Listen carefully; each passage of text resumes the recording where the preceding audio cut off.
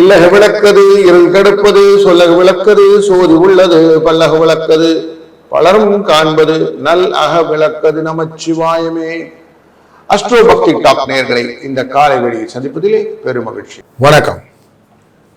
இந்த வாரம் 27ஆம் தேதியிலிருந்து 2 ஆகஸ்ட் 2026 வரை உள்ள பலனை பார்க்க போகிறோம்.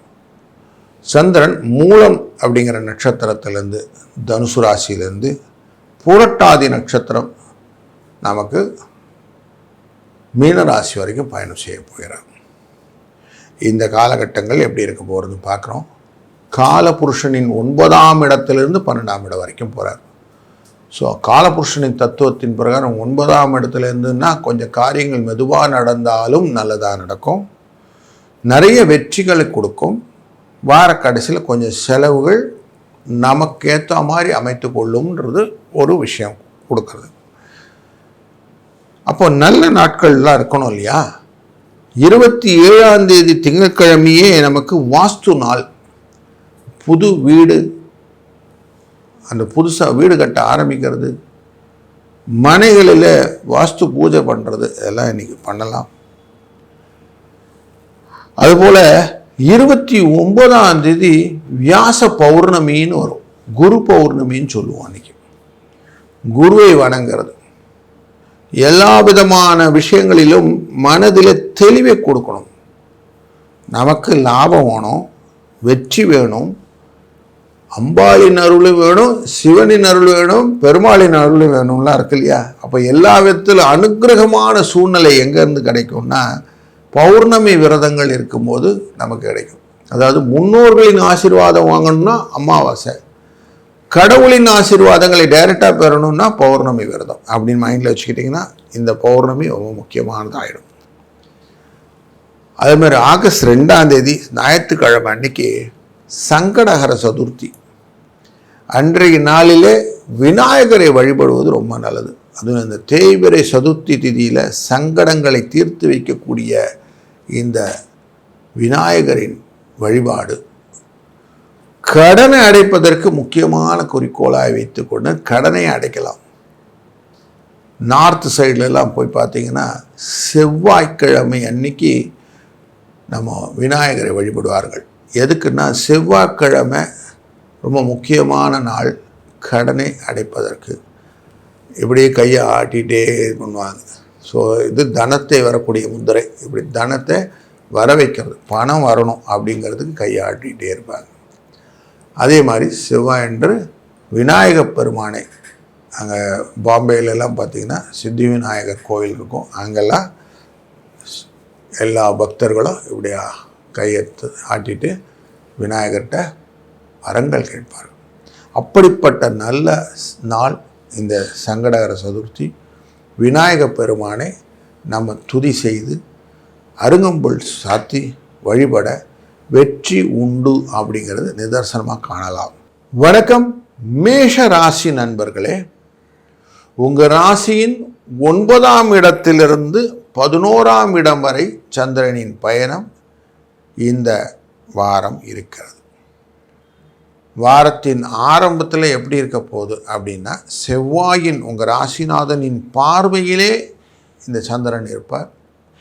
எதையும் செய்யணும், ஆனால் செய்ய முடியலையேன்னு ஒரு தடைகளோடு ஆரம்பிக்கும். திங்கட்கிழமையும் செவ்வாய்க்கிழமையும் கொஞ்சம் போராட்டங்களை கொடுக்கும். அவ்வளோ பெருசாக உங்களுக்கு மொமெண்டம் இல்லைனாலும் ஓரளவுக்கு ஓகே அப்படிங்கிற மாதிரி ஒரு சூழ்நிலை கொடுக்கும். செவ்வாய் மத்தியானத்துக்கு அப்புறம் கொஞ்சம் கொஞ்சமாக நிலைமைகள் மாற ஆரம்பிக்கும். தொழில் ஸ்தானத்துக்குள்ளே சந்திரனின் பிரவேசமானது உங்களுடைய வாழ்க்கையிலே அடுத்த நிலைக்கு உங்களை எடுத்து செல்லக்கூடிய சூழ்நிலையை கொடுக்கும். வேலை இல்லை அப்படிங்கிறவங்களுக்கு வேலை கிடைக்கிறதுக்கான வாய்ப்பு. வேலையில் சிக்கலாக இருக்குது சார், எனக்கு ரொம்ப பயமாக இருக்குது சார்னா அந்த சிக்கல் தீர்க்கக்கூடிய சூழ்நிலை குருவின் பார்வையாலே அனைத்தும் நன்மையாகக்கூடிய வாய்ப்புகளும் இந்த சந்திரனும் குருவும் பார்க்கறது யோகமாக மாறிவிடும். அதனால் உத்திராடம், திருவோணம், அவிட்டம் இந்த நாட்களில் உங்களுக்கு நன்மைகள் உண்டு. அது சதயமாக மாறி புரட்டாதியாக வரும்போது உங்களுக்கு லாபத்தை ரீபோர்ட் பண்ணிக்கிற மாதிரி பக்கத்தில் பைசா போட்டுக்கலாம். அப்போது வியாழக்கிழமை, வெள்ளிக்கிழமை, சனிக்கிழமையெல்லாம் நீங்கள் தைரியமாக சொல்லலாம், லாபம் உண்டு, வெற்றி உண்டு. குடும்பம் சம்பந்தப்பட்ட செலவுகளும் உண்டு. குருவின் பார்வை உங்கள் ராசியினுடைய 12ஆம் இடத்தின் மேலேயும் இருப்பதனால சுப செலவுகளும் உண்டு. இந்த காலகட்டங்களிலே 26ஆம் தேதி ஜூலையிலிருந்தே சனி வக்கரத்தில் இருக்கிறார் இல்லைங்களா?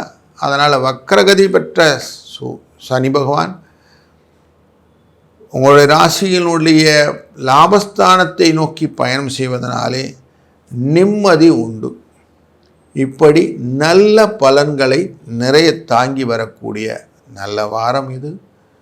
மனதிலே என்னென்ன செய்யணும் அழகாக பிளான் பண்ணிட்டீங்கன்னா போதும். சும்மா நெகட்டிவ் எனர்ஜிலாம் வச்சுட்டு நடக்காது அப்படின்னு ஆர்கியூலாம் பண்ணாமல் நாம் என்ன செய்கிறோம், வினை விதைத்தால் வினை வரும், திணை விதைத்தால் திணை வருங்கிறத நம்பி காரியங்களை செஞ்சிங்கன்னா வெற்றி உங்களுக்கு இந்த வாரத்தில் உண்டு. நன்மைகளை தாங்கி வரக்கூடிய நல்ல வாரம் இது. வணக்கம் ரிஷபராசி நண்பர்களே, இந்த வாரத்திலே செவ்வாயானவர் உங்கள் ராசியின் 2ஆம் இடத்தில் இருக்க போகிறார். அங்கிருந்து நேரடி பார்வையை மூல நட்சத்திரமான தனுசு ராசியில் மேலே வைக்க சந்திரன் பயணம் செய்ய இருக்கிறார். அப்போ உங்களுக்கு ஒரு எஃபெக்ட் அப்படின்னு பார்க்கும்போது முதல்ல 2 நாளைக்கு சந்திராஷ்டம் எஃபெக்ட் இருக்கும். போராட்டத்தை கிராஸ் பண்ணின உடனே உங்களுக்கு சந்திராஷ்டம் எஃபெக்ட் தீர ஆரம்பிக்கும். உத்திராட நட்சத்திரத்திலிருந்து காரியங்கள் மெதுவாக நல்லபடியாக நடக்க ஆரம்பிக்கும். தொழிலின் நல்ல முன்னேற்றங்கள், எல்லா விதத்திலும் நீங்கள் செய்யக்கூடிய காரியங்களிலே தெளிவான சிந்தனைகள் எல்லாம் வர ஆரம்பிக்கும். குருவின் பார்வையும் சூரியனின் பார்வையும் புதனின் பார்வையும் இருக்கிறது. இந்த 3 பேர் பார்க்கிற பார்வையினால் நண்பர்கள் உதவுவார்கள். குடும்பத்தில் நல்ல ஒரு சூழ்நிலையை காட்டும். மேல் அதிகாரிகள் உங்களுக்கு கொஞ்சம் என்னப்பா சொல்கிறேன்னு கொஞ்சம் கேட்கறதுக்கான வாய்ப்பு உண்டு. முயற்சிக்கான வாய்ப்புக்கு வழி உண்டு. கம்யூனிகேஷன் கரெக்டாக இருந்தீங்கன்னா போதும். சொல்கிற காரியத்தை புரிஞ்சுக்கிட்டு அழகாக சொல்லுங்கள். தடுமாற்றத்தோடு செய்யாதீங்க. புதன் 3ஆம் இடத்துல இருந்தாலே புத்தி கொஞ்சம் பாதிச்சிடும். அதனால் கொஞ்சம் அமைதியாக யோசித்து அதுக்கப்புறமா ஒருத்தர் கம்யூனிகேட் பண்ணுங்கள். அதில் வெற்றி உண்டு.